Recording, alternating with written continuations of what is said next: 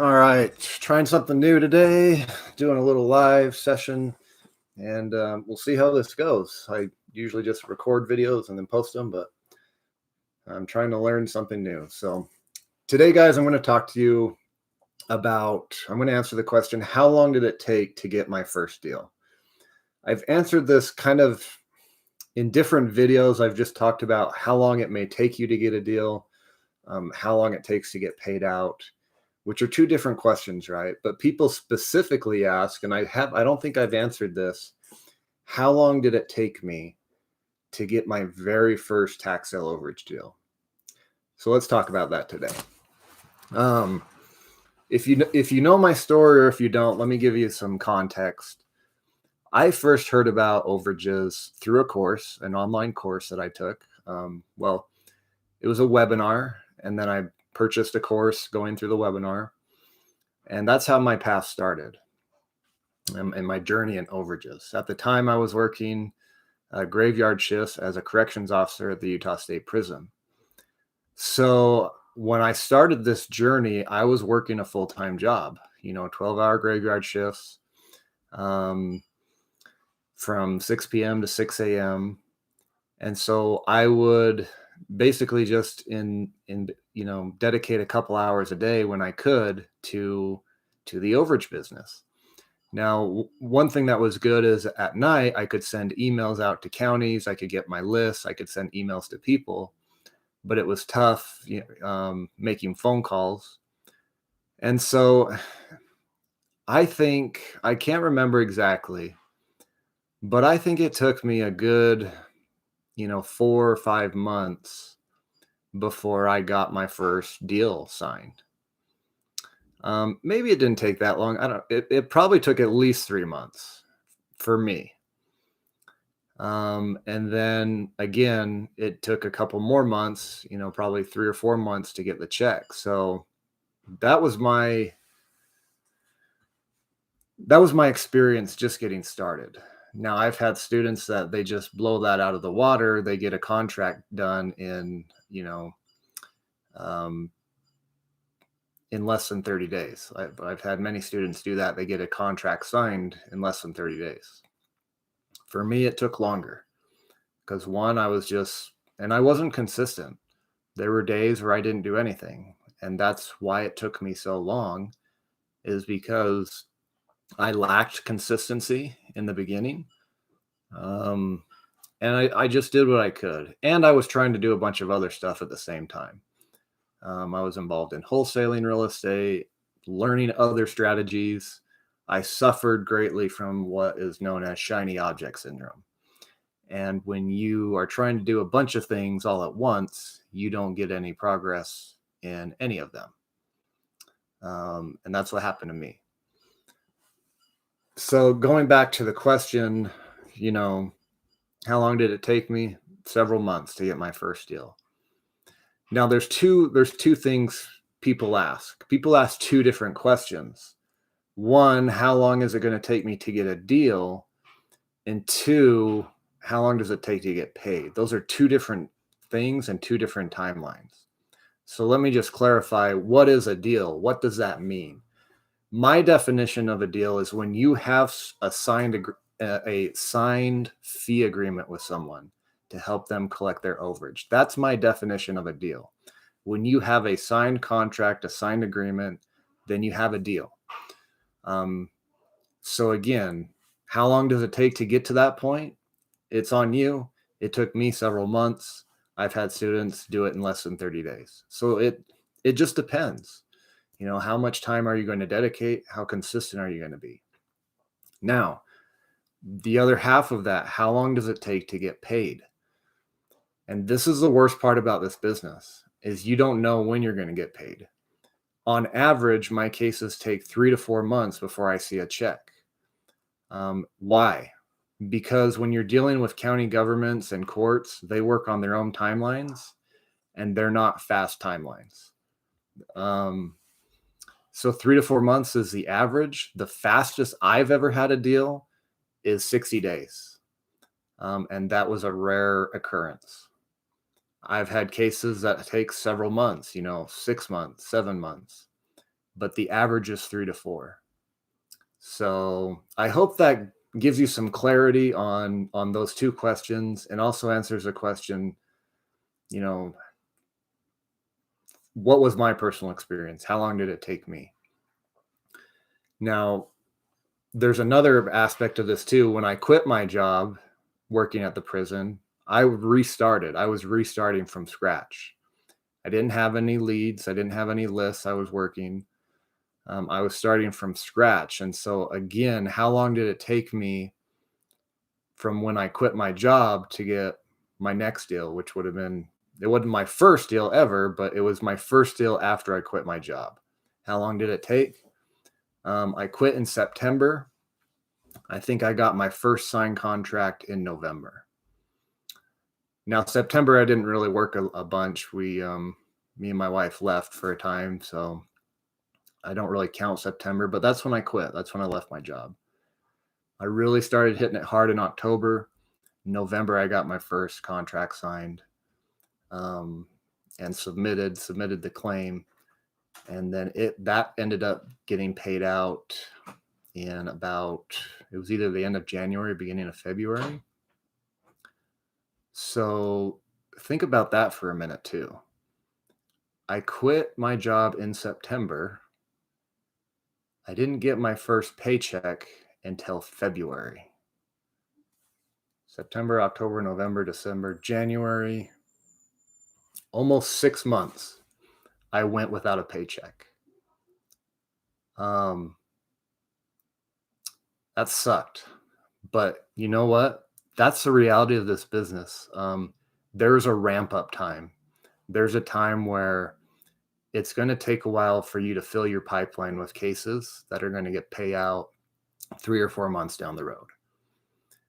And that's why I think a lot of people don't stick with it, is because they lack the patience. One, they go hard for maybe a couple weeks to a month, maybe 2 months, and then they stop.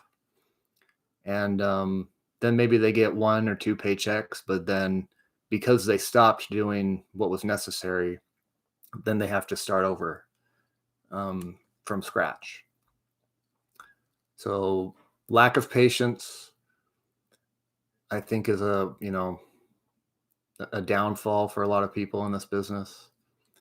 And that's why I tell people, if you're in a situation where you need money today, like to pay your bills or something, the overage business is probably not the first thing you should turn to, because this is not a quick money business. It's not.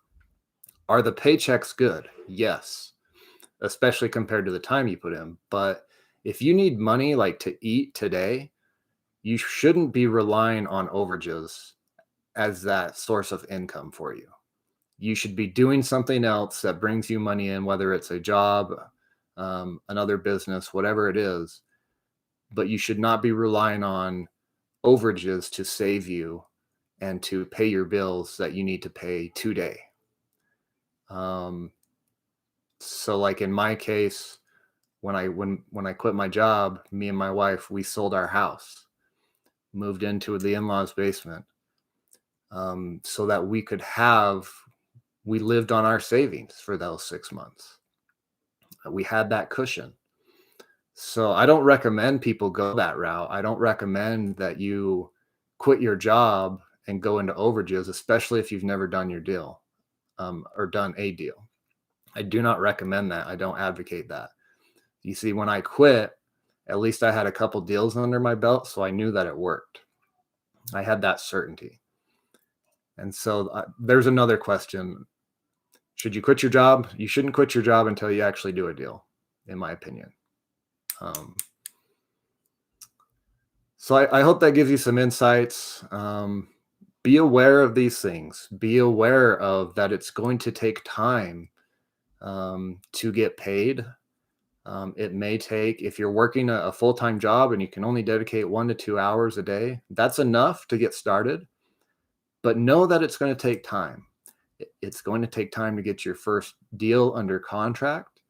And then after that, it's going to take several months before you get paid out. So keep these things in mind before you dive into this business. Be aware of these things. If you need money today, make sure you have another source of income that can cover your bills, and don't rely on one source of income. Don't rely solely on overages until you actually have your business established. So I hope that helps. Again, if you need help from me, I teach my system, overagesyndicate.com or school.overagecourse.com. And ask me your questions. This is basically my entire content is answering questions for folks. Not all of it, but a lot of it. Again, if you're not subscribed to the channel, there's over 100, I think I have over 100 videos now on my YouTube channel, Overage Syndicate, talking about this business. Case studies, the good. We talked about the bad today. And so I hope that the content helps you. And if you ever want to work with me, possibly partner on a deal, then the first step is to join at school.overagecourse.com. And that's all I've got for you guys today. So hope that helps. Hopefully if I end this, I can post this to the channel. I don't even know, but we'll see. So appreciate you guys. Have a good one.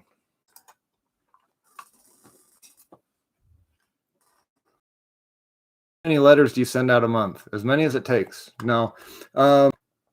When I was going really hard, we've kind of scaled back on direct mail, but when I was going really hard, maybe 100 to 200 a month, and that's so not a ton, but letters do work. I will tell you that letters do work.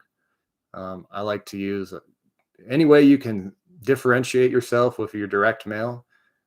Try to find ways to do that, whether it's using different colors of paper for your letters, or different sized envelopes, or different colored envelopes. Anything like that helps make sure that you can get your mail to stand out from the rest of the mail. So, but letters do work in this business to get deals. Great question. Cool. All right, guys. We'll call it and go from there. Oh, someone asked another question. Oh boy, I wasn't anticipating questions. Is it best to use a letterhead on your letters? You can. Mine is very simple. It's just like my name and the name of my company and my contact info. I don't make it too fancy. It's just a simple letter. I like to, if I can, it's a generic letter, but I also try to personalize it some way, whether it's writing in the name of the person, or signing my name at the bottom, or writing in the address of the property. Little things like that to personalize it can go a long way. Or just handwriting the address on the letter. So yeah, great question. And test it. Test different types, test different types of envelopes, different types of letters, and see what gets the best response. So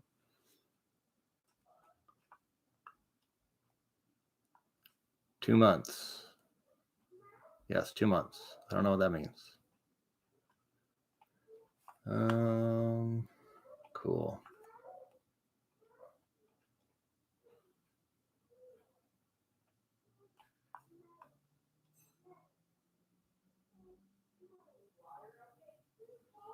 Someone, do you call people instead of mailings? I do both, call and mail, but we're focused on calling right now. Initial investment working with you. Great question. My course right now costs $12.99, or there's also payment plans available for those that need them. You can go to school.overagecourse.com to check those out.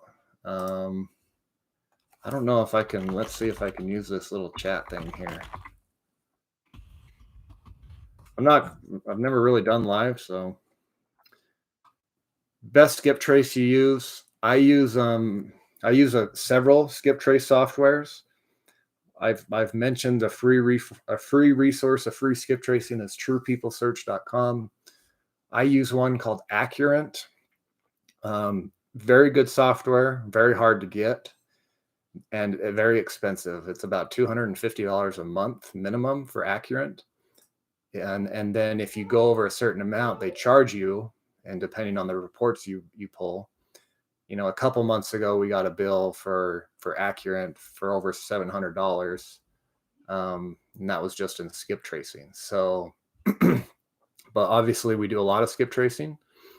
So if you're just getting started, start with the free ones, and then if you can budget, maybe 50 to $100 a month for a good skip tracing software, that is money well spent. And I do go over skip tracing and how to skip trace, and a couple other skip trace softwares that I like that have some cool tools in them. I use one software that it'll tell me if the numbers are connected or disconnected. And then sometimes it has the caller ID, so it will tell me the name associated with that number. So that's a really good software that I like to use, and it's pretty economical too. It's either $50 or $100 a month, depending on the plan you use. So yeah,